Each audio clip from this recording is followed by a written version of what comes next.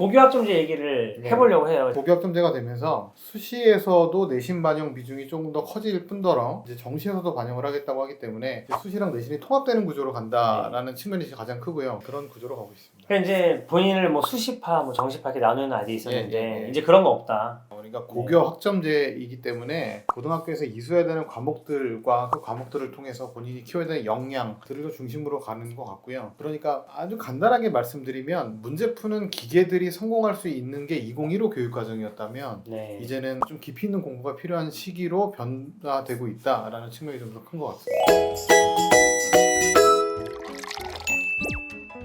고교학점제 얘기를 해보려고 해요. 지금 들어와 계신 분들은 대부분 고교학점제에 해당하시는 분들일 것 같아요. 그렇죠. 자녀분들이 고교학점제로 바뀐다. 결국은 어떤 걸 바꾸겠다는 얘기일까요? 실제로 이제 2015 교육과정까지는 고교학점제가 아니었으니까 내신으로 수시, 수능으로 정시 이렇게 이원화된 구조였죠. 네. 고교학점제가 되면서 수시에서도 내신 반영 비중이 조금 더 커질 뿐더러 이제 정시에서도 반영을 하겠다고 하기 때문에 이제 수시랑 내신이 통합되는 구조로 간다라는 측면이 가장 크고요. 그래서 아주 쉽게 이해하기 좋은 거는 뭐냐면 예전 교육과정에서 그런 아이들이 있었어요. 내신이 안 좋으니까 내신 포기하고 정시 파이터를 하겠다. 그게 이제 거의 사라지지 않을까 그런 구조로 가고 있습니다. 그러니까 이제 본인을 뭐 수시파, 뭐 정시파 이렇게 나누는 아이들이 있었는데 예. 이제 그런 거 없다. 그다음에 선택 과목제도 이제 그냥 다 없어지고요. 그렇죠. 그러니까 수학도 선택 과목이었죠. 이제 공통 과목이 있었고 미적분, 확률과 통계, 기하가 있었는데 자연계에 있던 미적분과 기하가 사라지고 확통이 되면서 현 인문 계열 학생들이 보는 수학으로 바뀌게 된 거죠. 그러니까 이제 자연계와 인문계의 구분이 없어지고 예. 우리 세대, 부모님 세대로 치면은 그냥 문과 수능을 네. 모두가 같이 보게 된다. 예. 그러면 이제 어떤 취지로 이런 변화를 가져가고 있는 걸까요? 그러니까 숫자 중심으로 가는 입시 제도의 변화가 던져진 것 같아요. 그러니까 고교 학점제이기 때문에 고등학교에서 이수해야 되는 과목들과 그 과목들을 통해서 본인이 키워야 되는 역량들을 중심으로 가는 것 같고요. 그러니까 아주 간단하게 말씀드리면 문제 푸는 기계들이 성공할 수 있는 게 2015 교육과정이었다면 네. 이제는 좀 깊이 있는 공부가 필요한 시기로 변화되고 있다라는 측면이 좀 더 큰 것 같습니다. 저번에 이제 설명 듣기로는 예. 숫자 중심에서 예. 역량 중심으로 보겠다 그렇죠. 이렇게 네. 말씀하시는 거예요. 근데 솔직히 이런 얘기 들으면 네. 우리나라는 좀 입시에 대한 불신이 좀 있어요. 부모님들이 실질적으로 이제 이런 취지, 역량을 보겠다라는 거랑 이어질 것이라고 좀 생각하세요? 분명히 이어질 수밖에 없고요. 사실은 현장에서 느끼는 거하고 네. 그 외에서 느끼는 바가 좀 다른 면이 있기는 해요. 그러니까 네. 뭐 예를 들면 많은 소문 중에 하나가 학교를 보고 뽑는다든가 네. 아니면 뭐 숫자만 보고 뽑는다든가 하는데 2015 교육과정 하에서도 역량 중심으로 많이 뽑긴 했었어요. 뭐 완전 생뚱맞은 얘기는 아니다. 이미 하고 있는 과정의 좀 연장이다. 네, 근데 좀 더 이제 강화가 되는 측면이 더 큰 거죠, 네. 사실은. 실질적으로도 강화가 될 것이라고 생각하시는 거죠. 예를 들면 어떤 걸 가져갈 수 있을까요? 그러니까 아이들이 쓰고 있는 뭐 세부능력 및 특기사항이라든가 뭐 뒤에서도 또 이제 뭐 얘기가 나오겠지만 아니면 생기부의 기재사항들도 물론 중요하고요. 내신 성적도 중요하고 그래서 그런 것들이 아마 입시에 반영되는 비중들이 점점 커갈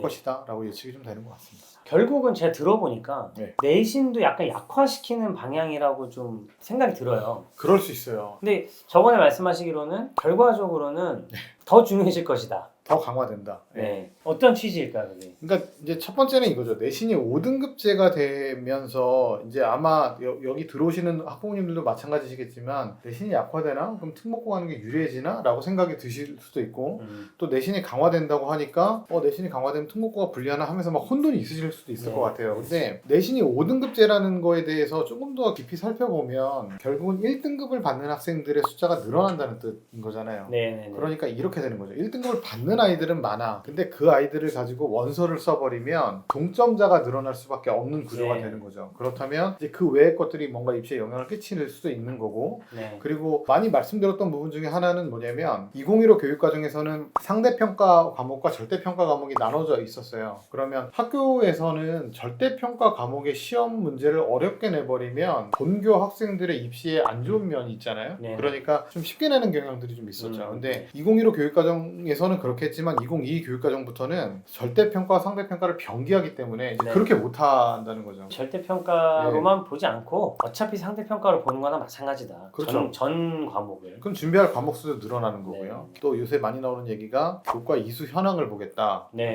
얘기가 나오는 거죠. 그런 아이들이 있어요. 자기가 뭐 미적분을 수능을 볼 건데 아니면 기하를 볼 건데 3학년 때 그 과목이 개설되어 있는데 좀 부담스러워 내신 공부하기. 그러니까 그거 신청 안 하고 수능은 보는 아이들이 있었어요. 그렇게 하면 이제 교과 이수 현황을 보기 때문에 이제 그렇게 못하는 거죠. 무조건 들어야 되는 거고 그 과목을 들어야 되니 결국 그 과목에 있는 아이들은 정말 자기한테 필요한 아이들이 모일 거고 네. 그럼 이제 그때부터 경쟁도 치열해지고 스펙 경쟁도 치열해지고 이런 환경이 펼쳐지겠죠. 결국은 내신을 준비하는 부담감은 점점 커지지 않을까라고 생각이 됩니다. 이게 저도 좀 살펴보면 네. 2등급이 이제 어떻게 되냐면 11%인 애도 2등급이고요. 그렇죠. 30%인 애도 2등급이에요. 네. 그러니까 1등급 못 받은 친구가 네. 이제 학교에 대학에 원서를 내면 얘가 11%였는지 30%였는지 구분을 못 해준다는 거죠, 대학이. 근데- 같은 취급을 해주겠다는 얘기가. 근데 이제 또 실제로 보면 어떤 측면도 있냐면 그러니까 예를 들어서 이거를 수능에서의 뭐 한국사 영역이나 네. 영어 영역처럼 90점 이상은 1등급 중학교처럼 아니면 네. 뭐 80점 이상은 2등급 이렇게 처리하는 게 아니라 5등급제라고 하더라도 1.37 뭐 이런 식으로 네네. 소수점이 가기 때문에 폭이 넓어질 뿐인 거예요. 사실은 네네. 수치상으로. 그러니까 구분할 때의 어떤 차이점은 눈으로 볼 수는 있을 것 같긴 하지만 어찌 보면 이렇게 처리한다는 거는 전 입시제도에서 1점대부터 2점대 초반까지는 그냥 같은 실력으로 보고 가려고 하는 게 아닌가 이런 생각도 좀 있습니다. 그러면 이제 사실은 취지를 보면 내신도 약화시키겠다는 거고 이제 실제로는 강화가 되겠지만 네. 그럼 수능도 자격고사 하겠다는 건데 그러면 실제로는 뭘 갖고 뽑겠다는 거냐 그러면 그러니까 이제 거기서 역량이 나오는 거니까 생활기록부를 좀 더 면밀하게 살펴보고 거기서 아이들을 좀 뽑겠다. 뭐 내신으로 반영하겠지만 네. 학생부 종합전형 그렇게 뽑겠다라는 거고 알겠습니다. 그럼 취지는 알겠고요. 그래서 일반고 가야 되냐 특목고 가야 되냐 고민이다. 이런 질문들 뒤에 저희가 아주 집중적으로 좀 다뤄보도록 하겠습니다. 문과 친구들이 불리한 입시라는 얘기가 많다. 어떻게 생각하십니까? 그러니까 문과 친구들이 불리한 입시란 얘기를 만약에 네. 이게 뭐 농담반 진담반으로 부모님께서 교육부에 전화해서 네. 아니면 평가원에 전화해서 입시제도를 이렇게 만들면 문과 친구들이 불리합니다라고 주장을 하시면 네. 그런 답변을 할 거예요. 대한민국에 문과가 없는데요. 음, 그러니까 사실은 통합형 교육과정인 거잖아요. 그러니까 네. 문과가 없죠. 그러면 문과 친구들이 불리한 입시라는 얘기는 결국 뭐냐면 자기의 역량을 드러낼 수 있는 수단이 문과 쪽에서는 많지가 않기 때문에 문제가 되는 거거든요. 그러니까 예를 들면 대학교 지정 과목 자체도 대부분 자연계 과목 쪽에 몰려 있고 그래서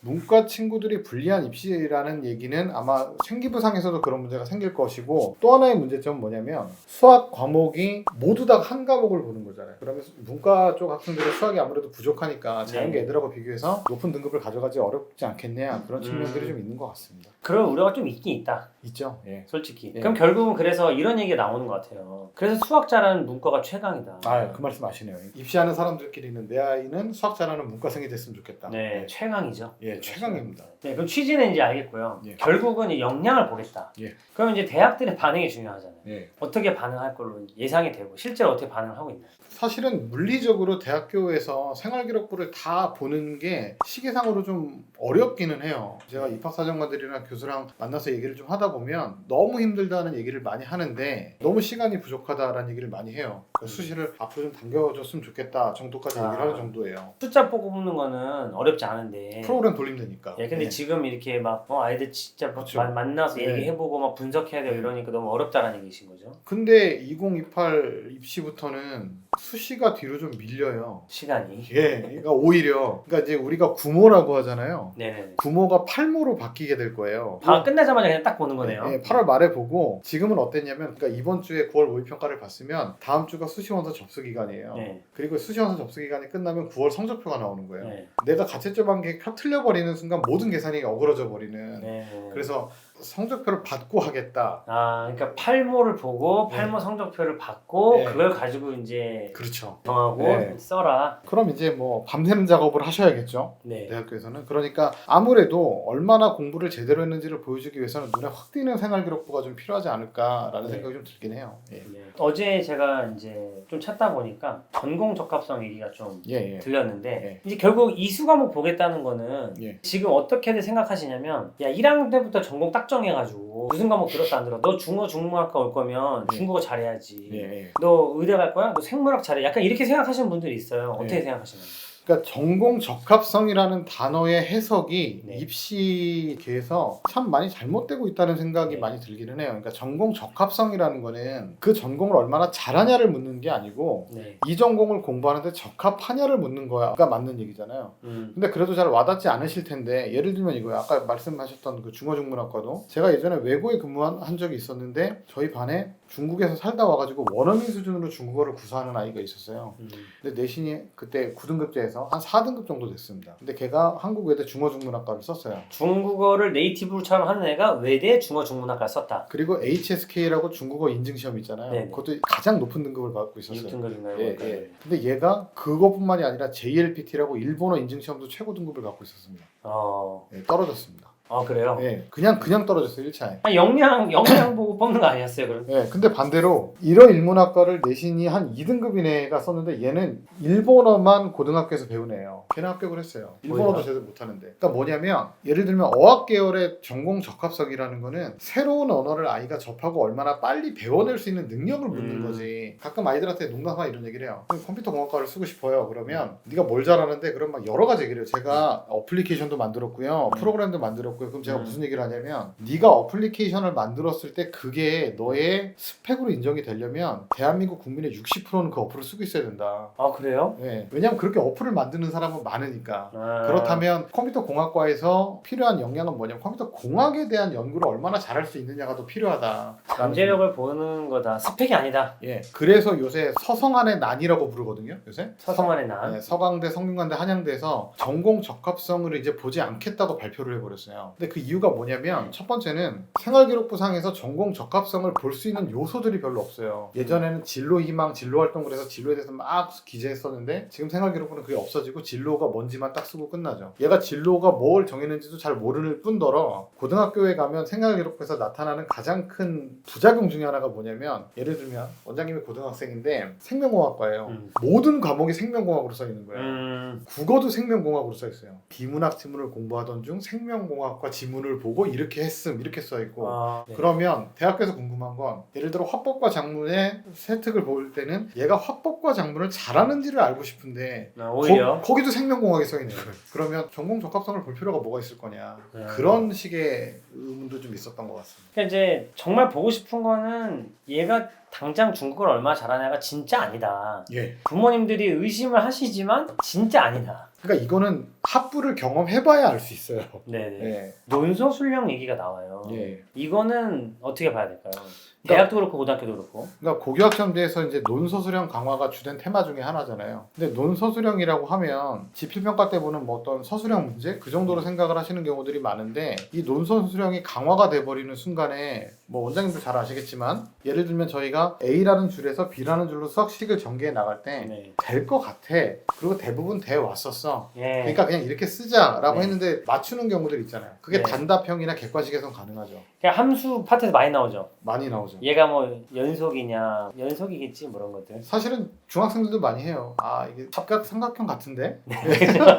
직각 표시는 없는데 직각이어야 해. 예. 그래야 풀 수 있어. 근데 논서술형으로 가버리면 그 이유를 다 써야 되기 때문에 네. 정말 네. 집중적으로 식 쓰는 연습도 해야 되고 네. 기본에도 충실해야 되고 그런 것 같습니다. 점점 아마 내년 내후년부터 논술이 논술. 예, 지금까지는 거의 수리 논술이었거든요. 근데 네. 슬슬 이제 과학 논술을 추가하는 학교들이 늘어나고 있어요. 과학논술이요. 다시 이제 네. 되살아나는 거죠. 그러면 그것도 좀 영향이 있지 않을까? 이 그게 생각이 결국 대학별 본고사. 그러니까 그게 좀 조심스러운데 네. 이게 또 행정적인 어떤 공격들이 좀 있을 수가 있기 때문에 함부로 하지는 못할 것 같아요. 확 늘리진 못할 것 같은데 그런 쪽으로 좀 뽑고자 하는 것이 아닌가. 대학들은 대학별 본고사는 아니지만 예. 그거에 준하는 어떤 시스템들을 계속 만들 것이다. 예, 예. 이 논술 뭐 이런 식으로. 예.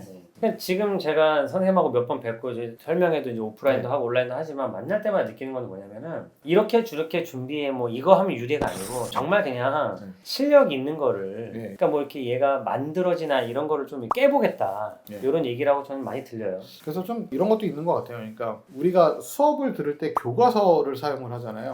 네. 근데 원장님도 잘 아시겠지만 교과서라는 책은 제가 집필하면서도 느끼고 수업할 때도 느꼈지만 제너럴하게 써야 되는 책이잖아요. 아주 제너럴하게 때문에 처음 보는 아이도 공부할 수 있게. 근데 그 책을 보고 다른 사람의 수업을 들으면서 공부를 하다 보면 독서에 지나지 않게 되는 거죠. 그러니까 자기 손으로 한번 써봐야 되는 거고, 예를 들면 어떤 A라는 성질이 항상 성립하는 경우는 이런 경우야 라고 얘기하는 경우들이 있잖아요. 네. 근데 시험 문제에서는 근데 항상 성립하지 않는 경우가 이런 경우야가 시험 문제로 나오기 때문에 그렇죠. 제너럴한 경우를 안다고 해서 수학을 잘하진 않으니 집중적으로 자기 손으로 써봐야 된다가 굉장히 중요한 것 같습니다.